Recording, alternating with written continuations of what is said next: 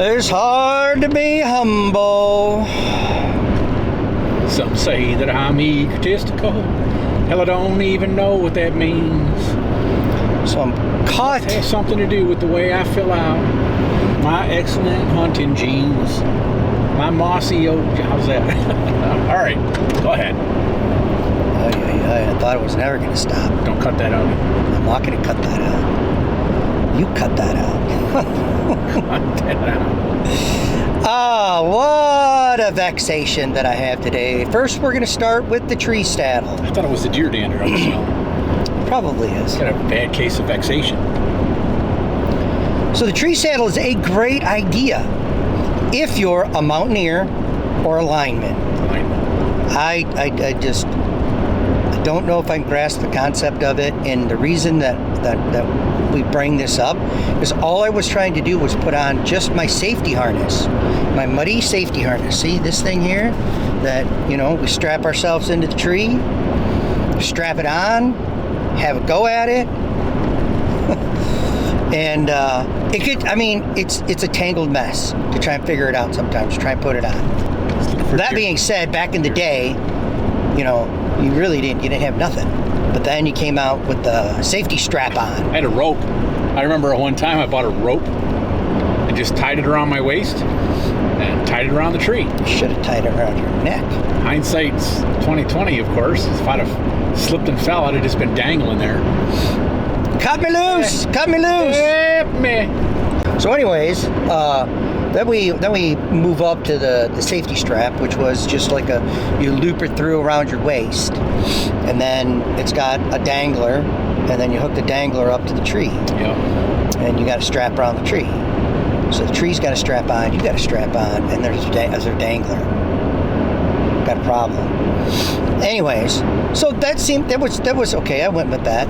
Well, then they tell about the safety harness, and it's better that you be dangling from your gonads than dangling from your waist. And then we went to what they call the safety rope with the belay, so that you can lock in at the bottom of the stand, drag this belay all the way up this safety rope all the way up to the top, and then you're never disconnected. So if any time you fall, you're safe. Well, clanging the whole way because the rubber thing on mine. Oh yeah, clinkety clang. So it's like clang, clang, clang, clang. It's like good. You know what? I like to make a lot of noise when I go out in the woods.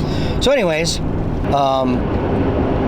but tell us what you think about the tree saddle. It looks awful complex to me. I know some guys have them. Who's using one? That's a good question. Who's using one? Well, I'm pretty sure Jer Bear is going to get one. And he's going to use it, and it makes sense for state land because you carry a pack of tree sticks, strap those to the tree, climb up. You got your platform up there.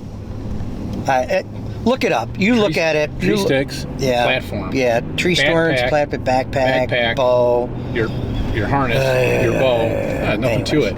There's my demo. So my second vexation is, where in the flying flip-flop am I going to hunt tonight? It's saying 20 to 30 mile an hour winds. Oh. I'm saying probably 20, 25. I don't think 30. I don't think it's really peaking at that. Yeah, it looks like they ground down the road. But that being said, if I sit in Jer Bear stand, the thing is tall and spindly, and there's two things that happen in that stand. Not only does it wave back and forth, it also twists. And it's like, I'm up there and I feel like twisting. I'm like, this thing's gonna snap. And you know what safety? You're like one of those people on the float. Yeah. You're doing you're waving and spinning. But if that tree snaps with me in it, I'm going down with the tree. Hard. I can't get away from it. Yeah. I can't jump off. No. Like Wile E. Coyote did. If you jump off of the elevator right before it hits the ground, you're safe. Just jump right out. Well, you can't do that. So then that leads me going back to the half-mile stand. And then we get into the long, anxiety-creating thought process of, where have I been seeing deer? Where have the movement been? What is the activity level? I saw a fork horn out of my stand once, and it didn't work out in my favor. I couldn't take a shot. It's bow hunting. Bow hunting is not crossbow hunting, and it's not gun hunting. Bow hunting, 20 to 30 yards. And, you know, you can't shoot through trees, sticks and limbs and brush and all that other stuff. So, our fellow bow hunters, you can sympathize with my plight. That being said, I've seen one deer at that stand. Now, at your bear stand, I saw the buck chasing the doe. So that's technically 2 deer. But I haven't seen nothing there either, and I haven't seen nothing really other than that forkhorn at the half-mile stand. Now, the half-mile stand is a little bit more protected in the wind, but I'm at the bottom of the hill, so I think it swirls the wind where I sit. So if it's windy, my scent is like, okay. Woo, everybody smell me. They did not grade the road there. No, they just, what did you? That was where they stopped. They must have gone down the other way, down to the old spot. So I don't know. I gotta take some time and have a discussion with Gray Bear, what he thinks. Gray Bear has a friend of his that is always asking him for advice. And when I ask Gray Bear for advice, he says, I don't know. What the fuck you want? What the fuck you want? I don't know. Is that my sound? God. Wow. My voice is a little deeper than that, but you know. Do what the fuck you want. I don't care. Anyways, so I'm going to try and eat a bag of Oreos. I'm going to try and poke the bear over here and see if he can give me some advice. You thought I was going to say something else. Bump. Yeah. Bump. All right, here we go. Oh no! It's the 13th of November. My little baby boy's birthday. Happy birthday, kid. I don't know what time it is. 3:30? Whatever. Doesn't matter. We're out in an unusual spot for the evening sit. And real windy. Don't know what we'll have. The wind's coming over my back, and so it's coming out of the north is how it feels right now. Yeah. South is that way, because the sun's going down right over there. You want to see it? No, you want to see it. Take my word for it. Sun's right over there. Alright. Sure would be nice to see a big old doe come lumbering by. Too much to ask for a big buck. But, you know, just like when them 2 little ones come out, something comes by, I'll be happy to see it. As the man said, feel that? Feel that? Can you feel that wind? Crazy. Over there. It's not good for anything coming out over there. With this wind gust, though, I think it's going to blow my scent all around, all over the place anyway. So I guess we'll just sit and be happy. See what we say. That's all I got.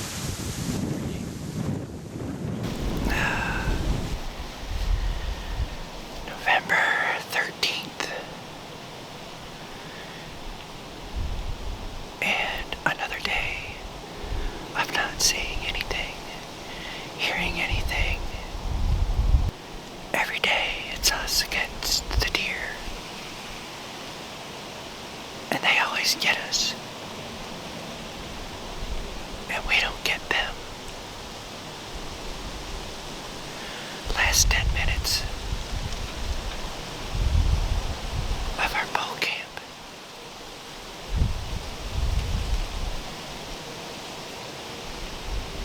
We'll see what happens.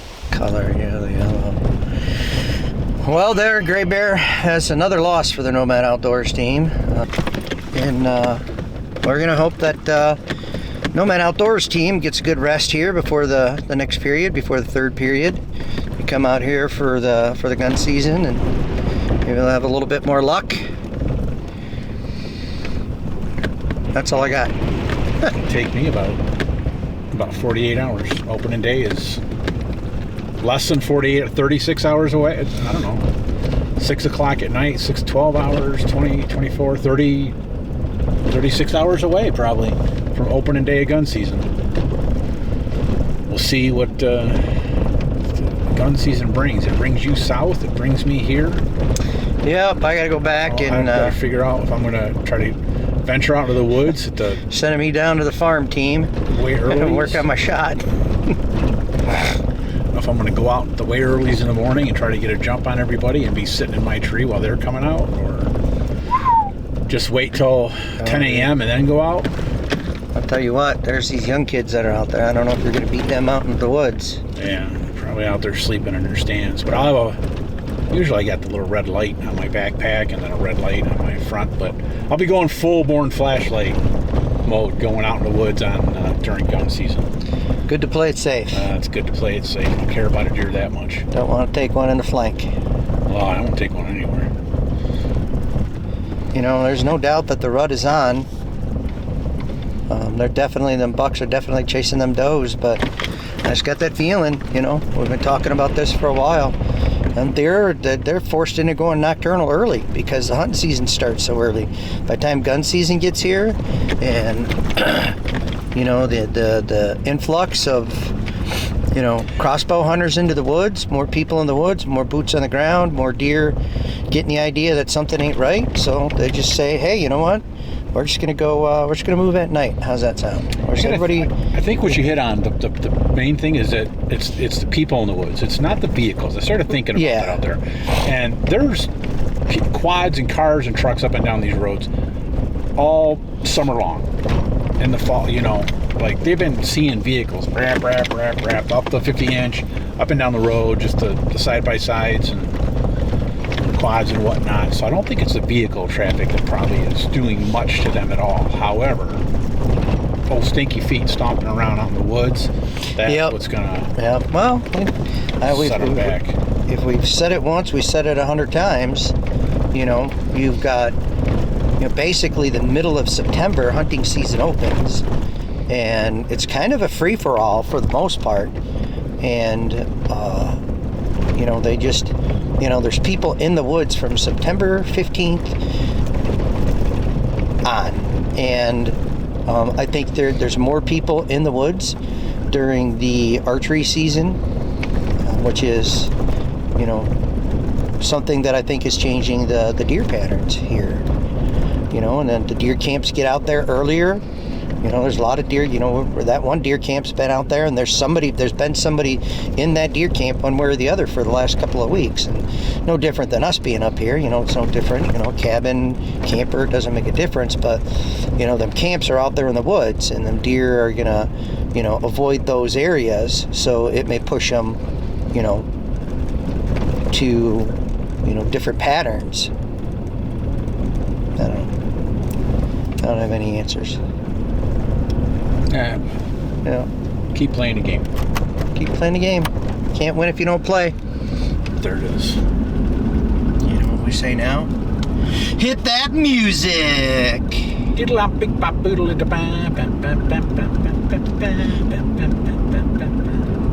Bet. How about that? Bet. That's all the light we need. Dial it up So that's the end of the second period. The request lines. End of the second period. And there we are. There we are. We're all here.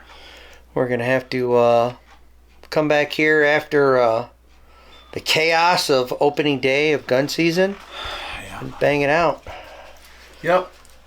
Staying up here till the weekend, then I'll go back with a few sacks of dirty laundry. Yep, do some all laundry. The downstaters come up here, I'll go back down there, and then when they go back down there, I'll come back up here. But that's it. Saw a couple of decent bucks, just not close enough for the bow and arrow. Maybe they'll show up for the gun. Be a whole different show.